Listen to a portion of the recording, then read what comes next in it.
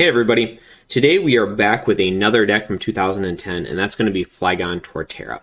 Now, Flygon Torterra is not a new deck by any means. It was actually created back in 2010 by a player named David Strum, I believe, and he ended up winning German Nationals with the deck, took the deck to Worlds, ended up in the top 32, losing a very close game to a Canadian Gardevoir deck, I believe. So, David's list, I think, was very good for the time, but as the meta continued to develop and grow, decks need to grow with it. And last year, about a year ago, Evan Cole wrote an article on Flygon Torterra, and I think he did an outstanding job on the article. I think he made a lot. Basically, he made a lot of really good points with the deck. Had a very updated list in there. He wrote it for 6 prizes, and I'll go ahead and link that in the description down below. Now, Evan and I had talked about the deck a lot heading prior to the article and going over lists and testing games for it. I think I made some very good suggestions to him for the deck, but 100% the deck credit goes to him. He put all the work into really designing it and flushing it out. So which is where I guess my list comes in for the deck. And I've had another year to work on the deck and another year of hindsight and testing and everything else. And while I think Evan did an absolutely outstanding job on the list and the article and everything, I do feel like there's a few weaknesses to the deck that I have tried to shore up a little bit when it comes to my list. I'm also going to say, while I really enjoyed Evan's article, and I'm sure on some level he would admit this too, he is very biased when it comes to the deck. I don't think the matchups are as rock solid as he says in the article, and in a lot of my testing, the deck has some very big weaknesses, and one of them is just consistency. The deck is, if you get set up and you get rolling, the deck is incredibly strong. But in such a fast format with Psychic Lock and Garchomp level X, sometimes that can be the biggest struggle. Very few decks actually have the resources to answer Torterra or a fully set up Torterra, but they have a lot of ways to disrupt Torterra from getting to that point in the game. And that was something that when I came through and I was building this deck that I wanted to, like I said, try to shore up a little bit. So I'm going to go ahead. I'm not going to cover a lot of the same points that Evan covered because he did, like I said, an outstanding job on that article. I'm not going to cover his list. I'm just going to link the article down below, and you can see the changes between our decks here. But Torterra, Flygon is one of those decks where you would love to play 65 or 66 cards in the deck, and when you cut that down to 60, there's always something that you feel is just missing, or just, I'd like to have an extra copy of this, or I'd really like to play this. And I know talking with Evan, that was something that we'd always go back and forth on, is how much do you value certain cards and things like that. So I think when it comes to Torterra Flygon, especially if you ran into one, like let's say in a tournament or something like that, the lists are always going to be slightly different. I don't think there's a perfect 60 cards for the deck, is I guess what I'm trying to say. I think everyone's going to have some of their personal preferences and personal choices with the deck and what they value and what they consider to be very important. But jumping into the deck here, the main strategy of the deck is to use Torterra from Unleash's Giga Drain to basically just heal off damage. Now, essentially, doing 40 damage and healing 40 damage does not seem very impressive. But the damage output for 2010 is actually relatively low for a lot of decks. And when you do 40 damage with Giga Drain, and then you add in an extra 20 damage from Expert Belt, and then you add in 20 damage between turns total, so 10 between turns from Nidoqueen.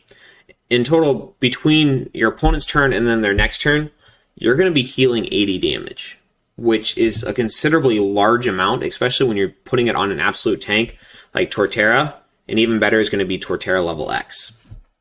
So the deck is just so incredibly tanky, and it's so incredibly hard to take down multiple Torterras over the course of the game.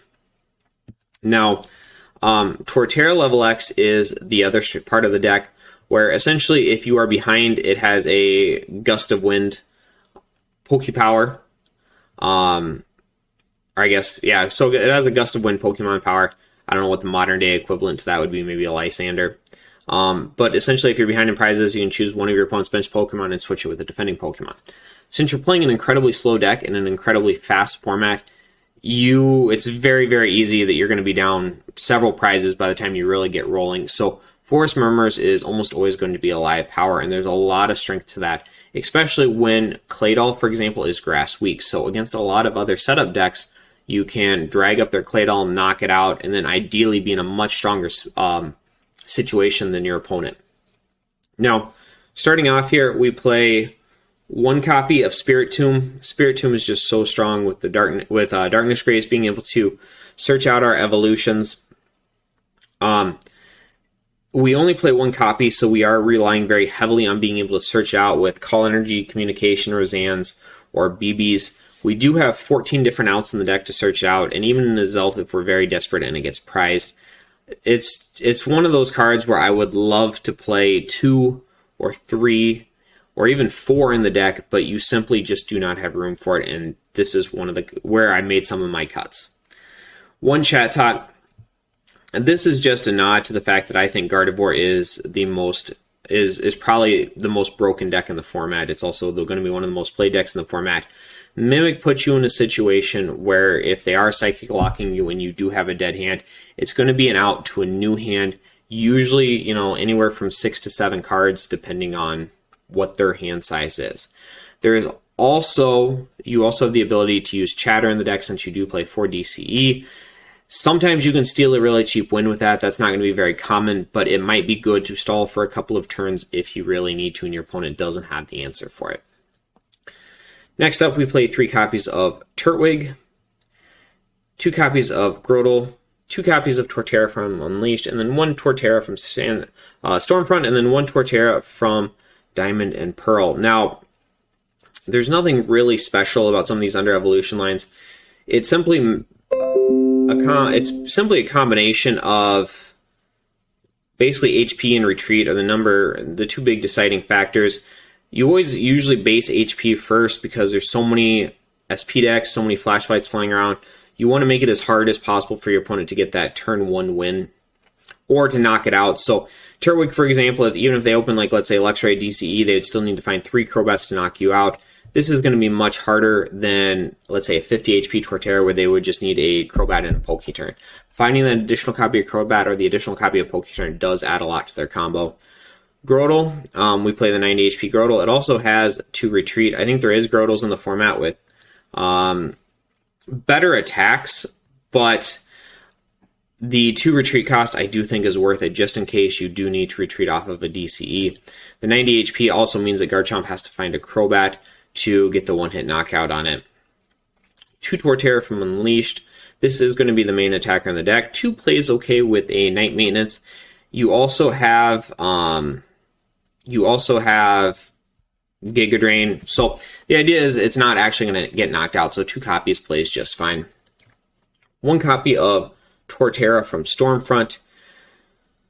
Now, there is a little bit of synergy with Sunshine Song to be able to search your deck for evolutions, but the main reason that we play this Torterra is because it's a fighting-type Pokemon. It has resistance to electric, and it has an attack that for 60 damage you can do 20, or for a DC you can do 60 damage and forces your opponent to switch.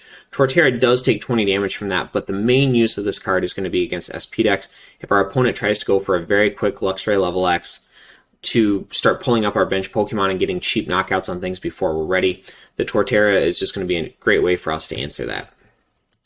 Now, 1 copy of Torterra level X, just unbelievably strong, 160 hit points. Forest Murmurs. Vigorous Dash will come into play occasionally, but it's not going to be incredibly common. The 2 biggest, in my opinion, strengths of Torterra level X is actually the extra 20 hit points you get from leveling up the Unleashed Torterra, and then the Forest Murmurs power. Just be aware Vigorous Dash is an attack that you can use if need be. 2 copies of Trapinch. We go with the Inviting Trap, Sand Tomb, Trapinch. Sand Tomb can be, like I discussed in the Gliscor video, there is going to be situations where Sand Tomb can be very strong. Since we do play that fighting energy, you can get it off of a Roseanne's Research. And then Inviting Trap can also be really useful against certain decks, dragging up things that they might have a hard time getting out of the active spot. I also want to note that same dragging up things that are hard to get out of the active spot can be done with Torterra level X.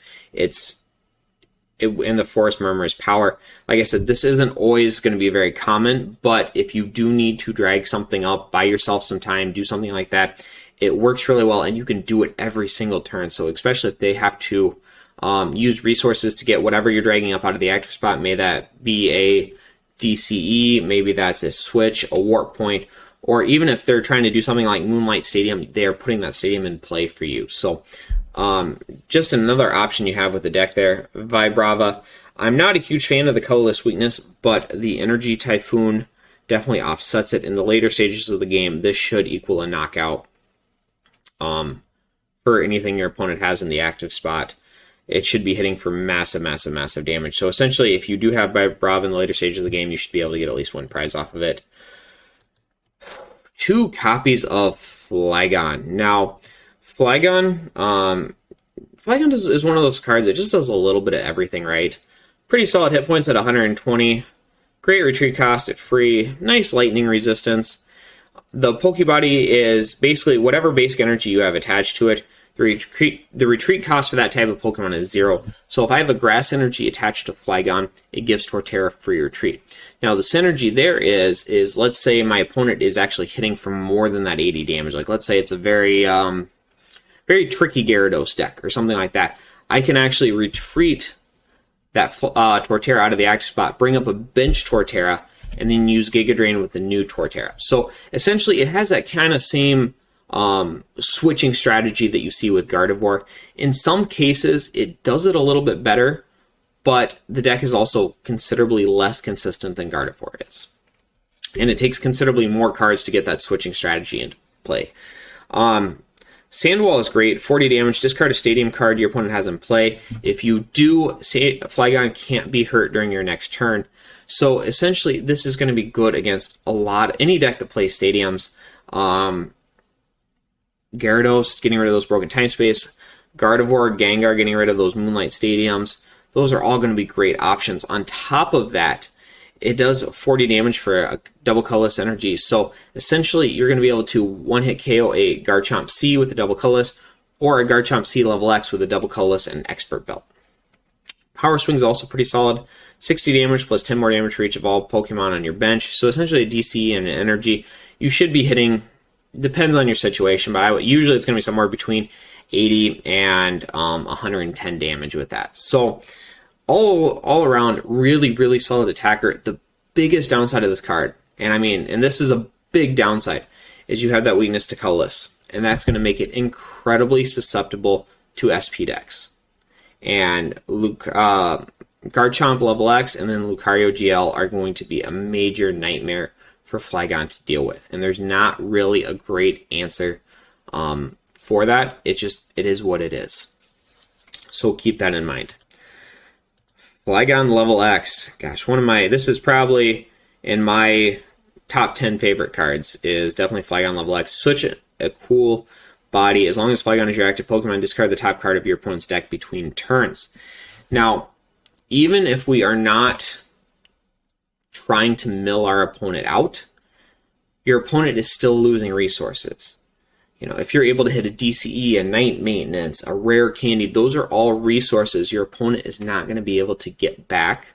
So the Wind Erosion is just going to be incredibly strong as a standalone body. Now, once again, same as Torterra, the Flygon level X provides you an extra 20 hit points, and then the Extreme Attack, which can be used in combination with DCE, it does 150 damage to one of your opponent's level X's in play. This is great if you're playing against something like, let's say, Dialga. They're trying to tank a Dialga and you just need that massive damage. Or if they put something on their bench that they're trying to protect. Once again, let's say a Dialga level X, they're trying to shut off your Nidoqueen, they warp it back to the bench. This is a great way to be able to hit that. Now, once again, we also have the Colorless Weakness, and this time it removes them even needing Lucario GL. So, very, very major weakness for Flygon level X, but it's also an incredibly strong card. You just have to be aware of those weaknesses and how they're going to affect you. I play one Nidoran and then one Nidoqueen. One of the things that Evan and I went very back and forth on is, do you play the Nidorina in the deck? I love the Nidorina. I think it's a great play. However, I did cut it for room. Nidorina is probably somewhere between, the 62nd, 63rd, 64th card for me. I would say the 61st is probably a second Spirit Tomb. But Nidorina is very good. I just cut it for room in this deck. 2 Baltoy, 2 Claydol. Once again, Claydol is just absolutely unbelievable draw power. Now, in this format in particular, a lot of decks are going to be designed to capitalize on, to try to take advantage of how dependent decks are on Claydol. So you're going to see a lot of Garchomp sniping it. You're going to see a lot of Psychic Locks. People are going to try to drag it up. You do have Flygon to help if it gets dragged into the active spot, but just be aware that in 2010 in particular, decks are so reliant on Claydol that a lot of decks try to take advantage of that as well. 1 Uxie for setup. Setup is just so strong in the deck, especially when it's searchable with Roseanne's, BBs, and communication.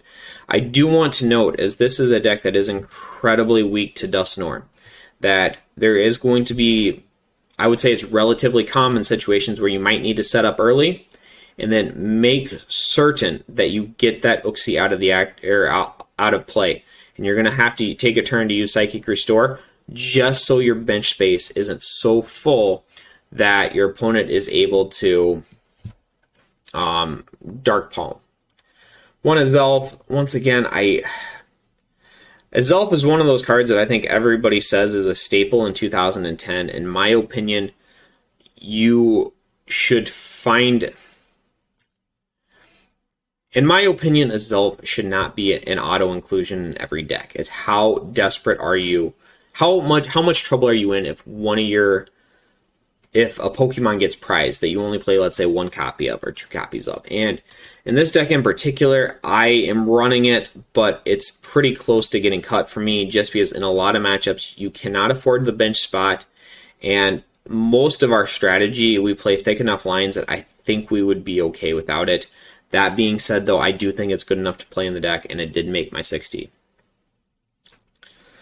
4 Pokemon Communication. Now, you're going to see this in a lot of my 2010 lists. The more I've tested this format, the more I've come to really like Communication. The format, I think, in 2010, and I would say very much even until this point, I think a lot of players try to play this format as a very supporter-heavy format. The problem with that is that being a supporter-heavy format, it's also an incredibly fast format. And you need to be able to make follow-up plays after you play your supporter. And if you're playing a very supporter-intensive deck, and a lot of decks in the format are designed to capitalize on the reliability, or how reliant decks are to Claydol, and they try to either deny Claydol or remove Claydol from play, you need to be able to play supporters and then make strong plays after that. And that's what Communication does. It's great to draw Communication off of your supporter or off of a Claydol even, and then be able to make strong follow-up plays after that. I really like this at 4 per deck. I'm not saying every one of my decks plays 4, but you're going to see that as a very common thing in a lot of my lists. 4 Rare Candy, we play 3 different stage 2s. 4 Rare Candy is an absolute must. 4 Roseanne's Research, just too good not to play. Not only is that we play some very thin basic energy lines, so we are going to be able to search those out, but also it's going to be able to get us our basic Pokemon to get set up, and it's also going to be able to get us our starters like Spirit Tomb, Chatot, or Uxie. 3 Cynthia's Feelings. This is another one that you were going to see very common in my list. I don't think players give enough respect to Cynthia's Feelings in 2010. I think it's one of the most underrated cards in the entire format. The format is so quick, and it's so much based around single prize attackers, with the exception of Expert Belt, that you are going to be able to get a ton of value off Cynthia's Feelings, especially, and not to keep hitting this point home, but with so many decks trying to prey upon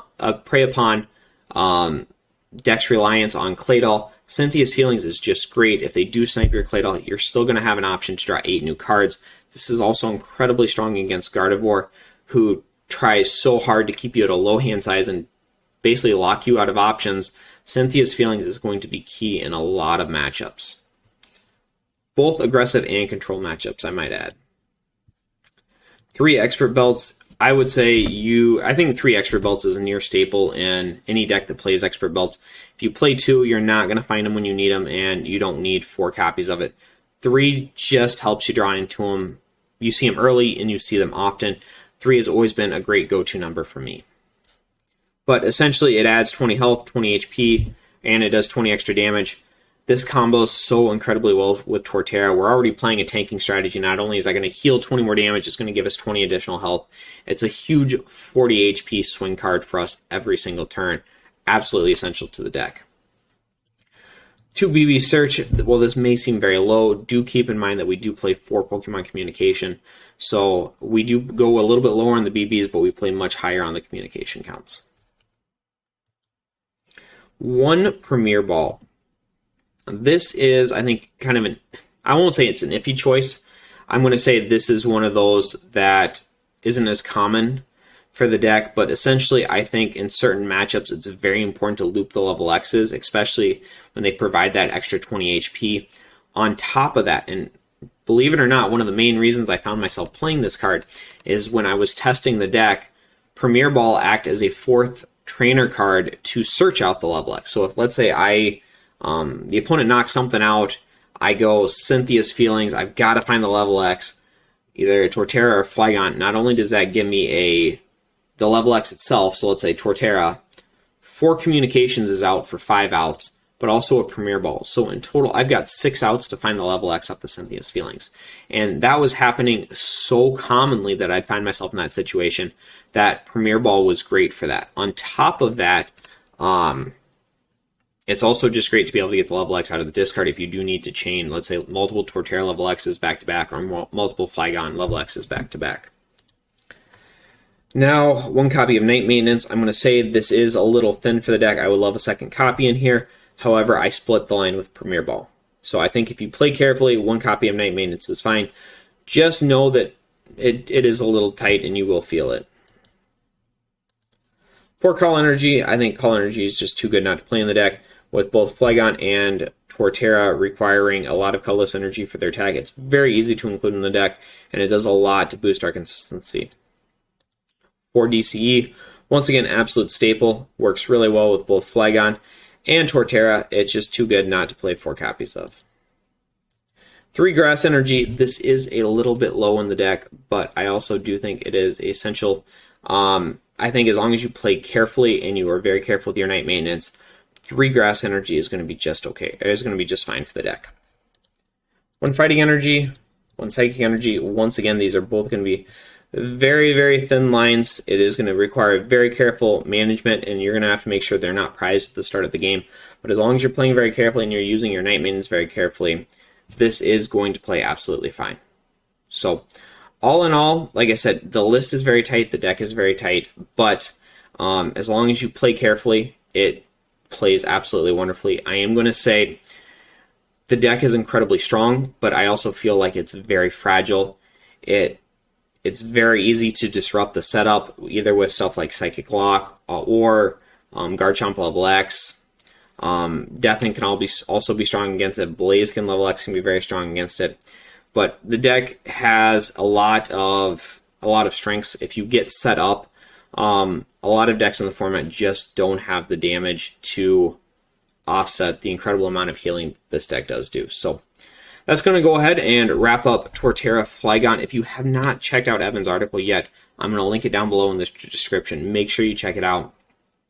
This is probably his favorite deck of all time, and he did an absolutely wonderful write-up for it for 6 prizes. So check that out, but I hope to see you in the next video.